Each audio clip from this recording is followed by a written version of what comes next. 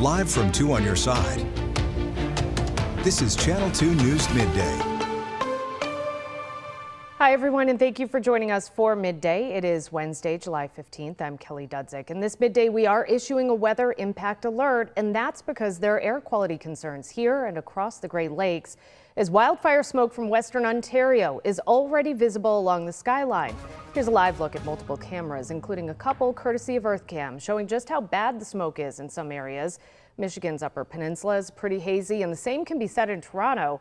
In Niagara Falls, you can see there are some slight visibility issues as that hazy smoke fills the air. Storm Team 2 meteorologist Lauren Maroney kicks off our team coverage this morning live on our rooftop in downtown Buffalo with the latest on today's air quality alerts. Lauren.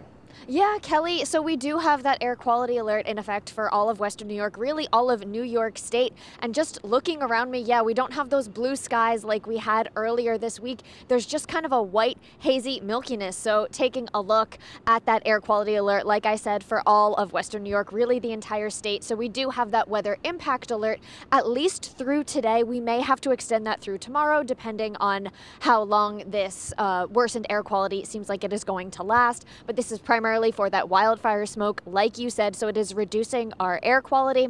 That is going to be unhealthy, not just for sensitive groups, but for anyone spending an extended amount of time outside, particularly if you're doing strenuous activity. Of course, right now it is still mild, 79 degrees, and that dew point is still muggy. Temperature-wise, we're not too different from where we were yesterday, but what is different is that dew point. A lot of us are a lot muggier than we were this time yesterday, but if you look just off to the north and west, you see those reduced dew points. The dew points will be going down, but with that, the air quality is going to be going down as well. Of course, I'll break down all of this and when we can expect some changes in your full forecast in a little bit, Kelly. All right, thank you, Lauren. And don't forget, you can track the weather forecast on our live radar at any time on the WGRZ streaming app. It's free to download.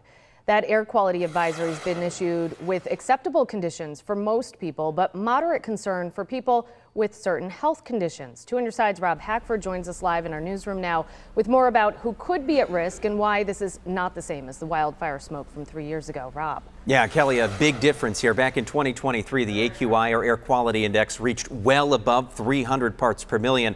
That's the highest level of risk. This time around, we're at moderate risk, the second lowest level, with numbers between 51 and 100.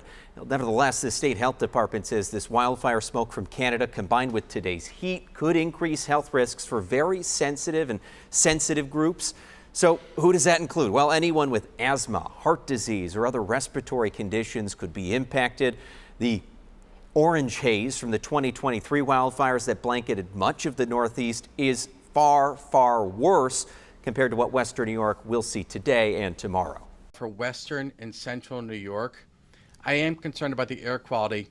This is going to affect people who have lung disease. In other words, it's really important for people who are sensitive in this area, someone who has asthma or has lung disease or heart disease. You might notice a difference tomorrow.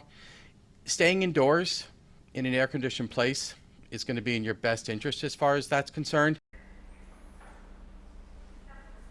A health commissioner adding that people can keep tabs on the air quality if they're concerned. Many phones now list the AQI in their weather apps. Airnow.gov is the official source for this information. Well, state officials say the smoky conditions could last for several days. They're encouraging people to limit strenuous outdoor activity, stay hydrated, and check on your neighbors who might be more vulnerable to the heat and the poor air quality. On your side in the newsroom, Rob Hackford, Channel 2 News. Thank you, Rob.